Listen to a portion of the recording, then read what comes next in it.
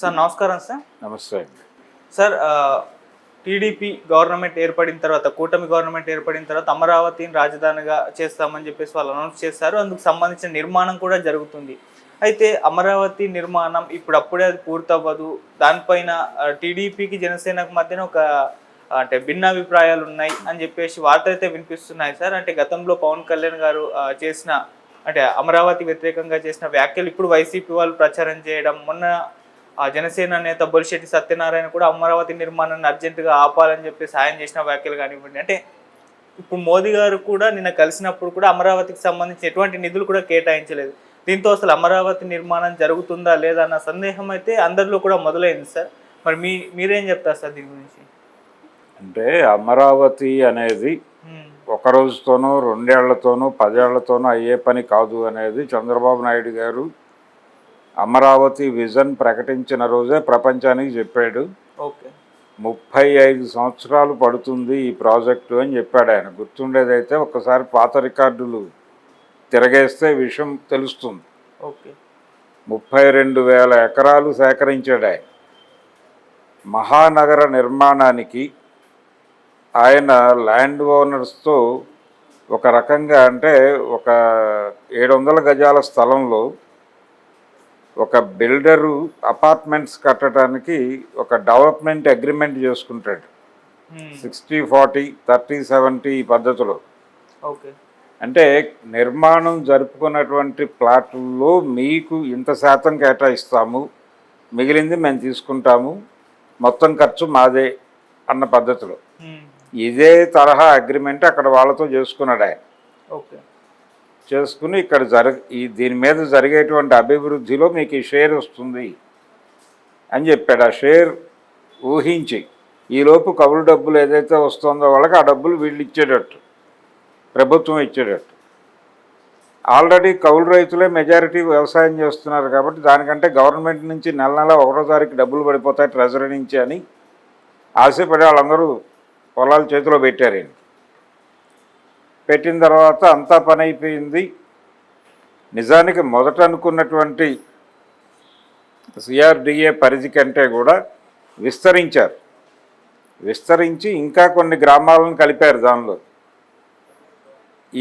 ఇది జరుగుతున్నటువంటి టైంలోనే ఆయన ఒక చిత్రాన్ని విడుదల చేశాడు. ఈ లెవెల్లో ఉండబోతోంది అమరావతి అని. చంద్రబాబుకి ఇది చాలా అలవాటు. ఆయన విజన్ 2020 అని ప్రకటించిన రోజున ఒక వీడియో బయటకి రిలీజ్ అయింది. ఆ వీడియో ఏంటంటే స్వర్ణాంధ్రప్రదేశ్ ఇలా ఉంటుంది అని. దానిలో మెట్రో ట్రైను ఇవన్నీ కూడా ఉంటాయి. ఇలా ఒక ఊహా చిత్రాలను ప్రజల ముందు పంపు చేయటం ద్వారా భవిష్యత్తు మీద ఆశలు కల్పించి వాళ్ళని ఆ ఆశలు తీర్చేది కేవలం చంద్రబాబే అని అనిపింపజేసి ఆ ఆశల కోసం చంద్రబాబు వెనకాల పరిగెట్టేలాగా చేసుకోవటం అనేది ఆయన వ్యూహం. ఇది మొదటి నుంచి చేస్తూనే ఉన్నాడు ఆయన, కొత్త ఏం కాదు. అందులో భాగంగానే అమరావతి 32,000 ఎకరాలు తీసుకున్నాడు. 35 సంవత్సరాలు పడుతుంది నిర్మాణానికి అని చెప్పాడు. ఈరోజు ఆ రోజు కాదు అది. అందుకనే తాత్కాలిక సచివాలయం, తాత్కాలిక హైకోర్టు, తాత్కాలిక శాసనసభ అని చెప్పాడు తప్ప పర్మనెంట్ నిర్మాణాలు కాదు. సిబ్బంది ఉండటానికి కొంత ఎన్టీఆర్ నగర్ తరహా, నెల్లూరులో ఉన్న ఎన్టీఆర్ నగర్ తరహా నిర్మాణాలు కూడా చేపట్టారు. కానీ అవి కన్స్ట్రక్షన్లో ఉండగానే ఆగిపోయినాయి. వాళ్ళ ప్రభుత్వం వెళ్ళిపోయింది. అవి ఇప్పుడు అలాగే ఉన్నాయి వేకెంట్గా. వైసీపీకి చెందిన కార్యకర్తలకు అందులో కొన్ని కేటాయించారు అనేది ఒక విమర్శ ఉంది.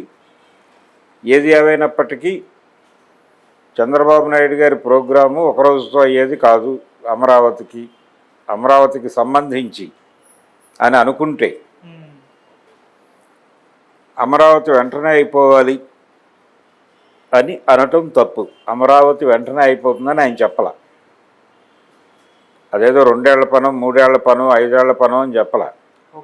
35 ఏళ్ల పని. 35 ఏళ్ళు కూడా కాన్స్టెంట్గా తెలుగుదేశం పార్టీని గెలిపిస్తేనే సాధ్యము అనే ఒక మెలిక కూడా ఉంది దానిలో.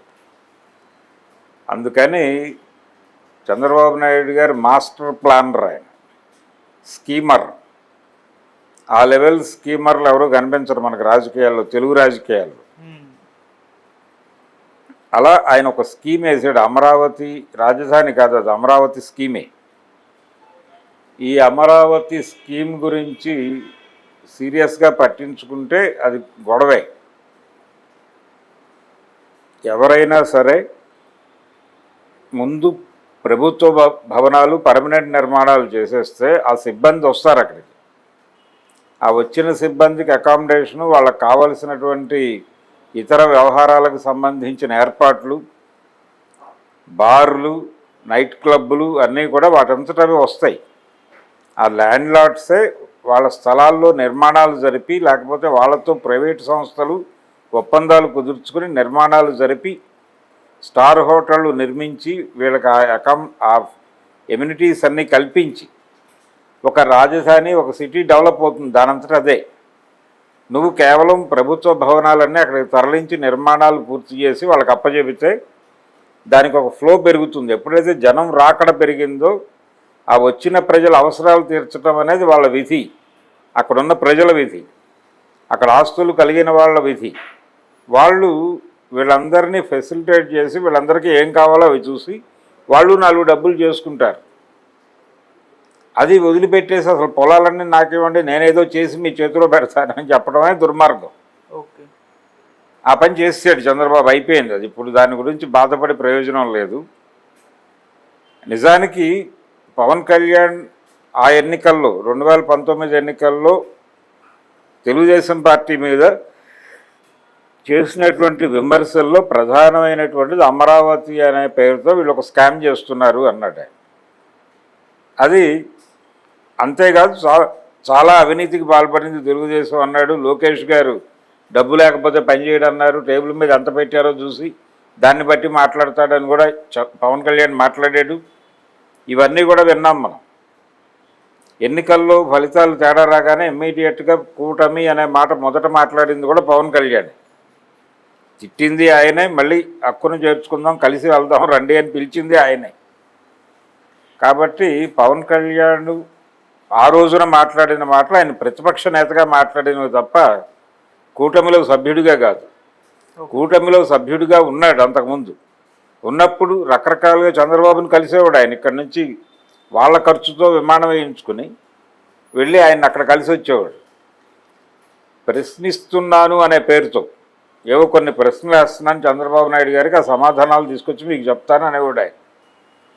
వెళ్ళేవాడు, ఆయనతో కాసేపు కూర్చుని ఫోటోలు దిగేవాడు. ఆ ఫోటోలన్నీ మనకి సోషల్ మీడియాలో వైరల్ అయ్యేవి. అక్కడ ఏం మాట్లాడాడో, ఆయన ఏం హామీలు ఇచ్చాడో ఎవరికి తెలిసేది కాదు. నేనైతే ఈ సమస్యలు ప్రస్తావించాను అని చెప్పేవాడు ఆయన. ఇది ఒక డ్రామా నడిచింది కొంతకాలం. దాని తర్వాత ఈ ప్రతిపక్ష నాయకుడిగా మారిన తర్వాత ఈ విమర్శలన్నీ చేశాడు. సో అది ప్రతిపక్ష జ్ఞానంగా మాత్రమే చూడాలి. ఆ తర్వాత ఆయన ఎప్పుడైతే కూటమి డిజైనర్గా మారిపోయాడో అవన్నీ మర్చిపోయాడు. అవన్నీ తీసి పక్కన పెట్టేశాడు. లోకేష్ అవినీతిపరుడు కాదు ఇప్పుడు. అప్పుడు అవినీతిపరుడే, కానీ ఇప్పుడు ఆయన అవినీతిపరుడు కాదు. చంద్రబాబు నాయుడు అంత దుర్మార్గుడు ప్రపంచంలోనే లేడు అని మాట్లాడి ఉంటాడు అప్పుడు. కానీ ఎన్నికల ఫలితాల తర్వాత 2019 ఎన్నికల ఫలితాలు విడుదల అయిపోయిన తర్వాత చంద్రబాబు దుర్మార్గుడు కాదు. చంద్రబాబు అరెస్ట్ అయినప్పుడైతే శుద్ధామాయకుడు, జనం కోసం జీవితాన్ని త్యాగం చేసినటువంటి త్యాగధనుడు. ఇదే చంద్రబాబు 4 ఏళ్ల క్రితం 3.5 ఏళ్ల క్రితం పరమ దుర్మార్గుడు. 3 ఏళ్లలో చంద్రబాబులో దారుణమైన మార్పుని ఈయన చూశాడు, ఈయన విట్నెస్ చేశాడు. అంటే పాలిటిక్స్లో ఇవన్నీ కామన్ చేస్తాను. సో ఇది డ్రామా. ఇదే డ్రామా ప్రకారం ఆయన ఆ రోజున ఏ రోటి కాడ ఆ పాట అంటారు మామూలుగా. ఓకే.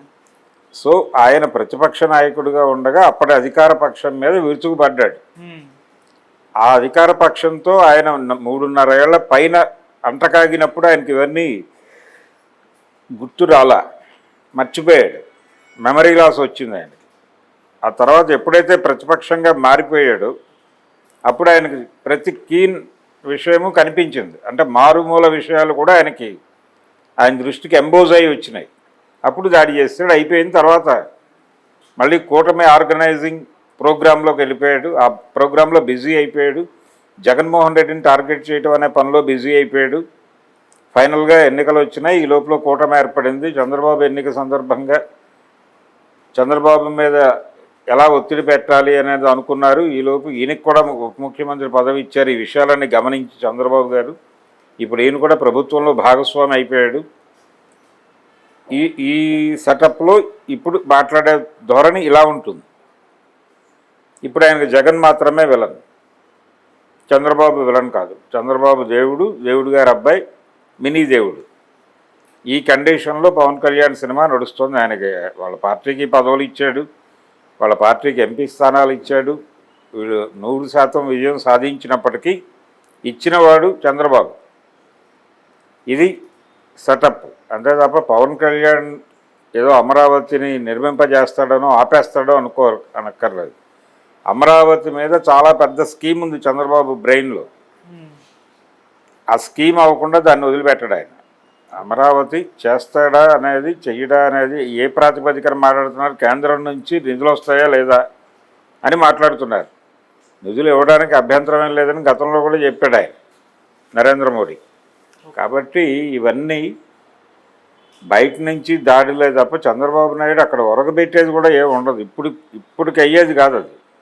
ఇప్పుడు ఆ తాత్కాలిక సచివాలయమే మనకు 10 ఏళ్ల నుంచి నడుస్తోంది.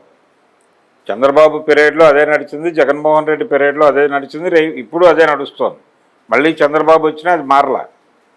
అది పర్మనెంట్ భవనం కాల, అసెంబ్లీ భవనము పర్మనెంట్ కాలేదు, ఇది కాలేదు, హైకోర్టు కాలేదు. వాటిని పర్మనెంట్ భవనాలు అనడానికి ఈయనకున్న ఇబ్బంది ఏమిటి అని చెప్పి చాలామంది మాట్లాడారు. ఆయన పర్మనెంట్ భవనాలను ఎప్పుడు మాట్లాడతాడు? తన డ్రీమ్ ప్రాజెక్ట్ కంప్లీట్ అయినప్పుడు మాట్లాడతాడు. దానిలోకి ఇవి పట్టుకురావడం ద్వారా ప్రభుత్వ ప్రాజెక్టుగా దాన్ని జనం ముందుకు తీసుకెళ్తాడు. అది ఆయన వ్యూహం. కాబట్టి చంద్రబాబు నాయుడు ఏది చేసినా వ్యాపార కోణం అనేది ఒకటి ఉంటుంది దాని వెనకాల జోడింపై. ఆ ధోరణిలోనే ఆయన ఆలోచిస్తాడు. పవన్ కళ్యాణ్కి ఆయన లిమిటేషన్స్ ఆయనకున్నాయి. ఆ రోజున అలా మాట్లాడాడు, ఈ రోజున అది మాట్లాడటం లేదు ఏమిటి అని ఆశ్చర్యపడటం మీ వంతు. వాళ్ళకి ఆ సంబంధం లేదు. అప్పటి పరిస్థితులను బట్టి ఆ మాట మాట్లాడాను, ఇప్పుడు పరిస్థితులను బట్టి ఇది మాట్లాడుతున్నాను. అప్పటికి అది నిజాయితీ, ఇప్పటికి ఇది నిజాయితీ అని సమాధానం చెప్తే ఆయన ఎదుర్కోవడానికి ఎవరి దగ్గర ఆన్సర్లు లేవు. ఒపీనియన్స్ తరచూ మార్చుకోలేనివాడు పొలిటీషియన్ కానేరడు అన్నాడు గురజాడ అప్పారావు గారు. అట్లా చంద్రబాబు నాయుడు గారు కూడా తరచూ ఒపీనియన్స్ చేంజ్ చేసుకుంటూ ఉంటాడు ప్రతి క్షణం. ఇప్పుడు ఒక ఒపీనియన్ చెప్పి దాన్ని తడి ఆరకముందే ఇంకొక ఒపీనియన్ తద్విరుద్ధమైనది చెప్పగల సమర్థుడే ఆయన. ఇది చంద్రబాబు నాయుడు గారి కెపాసిటీ. అందుకని అమరావతి రాజధాని ఉన్నట్టుగానే ఉంటుంది. అది నిర్మాణం జరుపుకుంటున్నట్టుగా భ్రమ కల్పిస్తాడు ఆయన అద్భుతంగా. ఏదో జరుగుతోంది అనేటువంటి ఒక యాక్టివిటీ మొదలవుతుంది అక్కడ. రోడ్ల కార్యక్రమం ఆల్రెడీ స్టార్ట్ అయింది. అమరావతి యాక్సెస్ రోడ్ల పని మొదలైంది. ఇట్లా చాలా యాక్టివిటీస్ జరుగుతాయి. కొత్త నిర్మాణాలు వస్తాయి అక్కడ. కొంచెం టూరిజం డెవలప్మెంట్ కార్యక్రమం లాంటిది ఉందని చెప్తాడు. అంటే ఇప్పుడు వీళ్ళు రాజధాని అనుకున్నటువంటి ప్రాంతానికి ఒరిజినల్ అమరావతికి మధ్య గ్యాప్ ఉంది. ఆ గ్యాప్ ఫిల్ చేసేటువంటి ప్రయత్నం చేస్తాడు. చేయడం ద్వారా దాన్ని ప్రపంచంతో అనుసంధానం చేయడానికి, యాక్సెస్ ఇవ్వడానికి ఏమేం చేయాలో అవి చేస్తాడు. అంతవరకే. మిగిలిన గొడవ అంతా తర్వాతే. గెలిపిస్తే చేస్తాడు ఆయన మళ్ళీ. కాబట్టి అమరావతిని షిఫ్ట్ చేయటమో లేకపోతే మరో డైలాగ్ చెప్పడం దానిలో ఆ పని చేయడు ఆయన. అసలు ఆయన పట్టించుకోడు అన్నట్టు మారుతున్నారు కానీ లేదు, అది నడుస్తుంది ముందుకి. ఆయన ప్రయోజనాల మేరకు నడుస్తుంది. ఆయన ప్రయోజనాల మేరకు ఆయన టైం టేబుల్ ప్రకారం నడుస్తుంది. వీళ్ళ టైం టేబుల్ ప్రకారం ఆయన నడవడు. ఆయన టైం టేబుల్ ప్రకారమే అది నడుస్తుంది. ఒకప్పుడు పోలవరం కేంద్రం చూసుకోనక్కర్లేదు, నేనే చూసుకుంటాను అని చెప్పిన చంద్రబాబు పోలవరాన్ని కేంద్రం పట్టించుకోవట్లేదని మాట మార్చి మళ్ళీ తిట్టాడు కదా. మొన్న కలిసినప్పుడు పోలవరం ప్రస్తావనే లేదు, క్యాపిటల్ ప్రస్తావన కూడా చేయలే ఆయన. అక్కడ ఎవరైనా మొహమాటంగా ఎవరన్నా బీజేపీ నాయకులు మాట్లాడారేమో తప్ప ఈయన స్వయంగా మాట్లాడిన సందర్భం ఒకే ఒక్కటి. ఇలాంటి కండిషన్లో ఉంది ఆంధ్రప్రదేశ్ రాజకీయం. కాబట్టి చంద్రబాబు నాయుడు గారు ఏదో అన్యాయం చేస్తాడు, రేపు పొద్దున జగన్మోహన్ రెడ్డి వస్తే ఏదో చేస్తాడు అనేది భ్రమ అనేది క్లారిఫికేషన్ వచ్చింది మనకి. ఆయన్ని సీఎంని చేస్తే క్యాపిటల్ అంటే అమరావతి టోటల్గా స్విచ్ ఆఫ్ చేసి ఇంకెక్కడో ఆయన ప్రయోజనాలు, ఆయనకు వచ్చేటువంటి ఇన్కమ్ దాని రేషియోలోనే ఇలాంటి పెద్ద ప్రాజెక్టులు కేటాయింపులు జరుగుతాయి. ఓకే. అది చేసుకుంటారు వాళ్ళు. ఎవరి ప్రయోజనాలు వాళ్ళవే, ఎవరి డబ్బులు వాళ్ళవే, ఎవరి ఆస్తులు వాళ్ళవే. కాబట్టి చంద్రబాబు నాయుడు గారు ఈ డ్రామా ఆపడం. ఓకే. ఈ డ్రామా నిరంతరం కొనసాగుతుంది. అమరావతి అనేటువంటి డ్రామా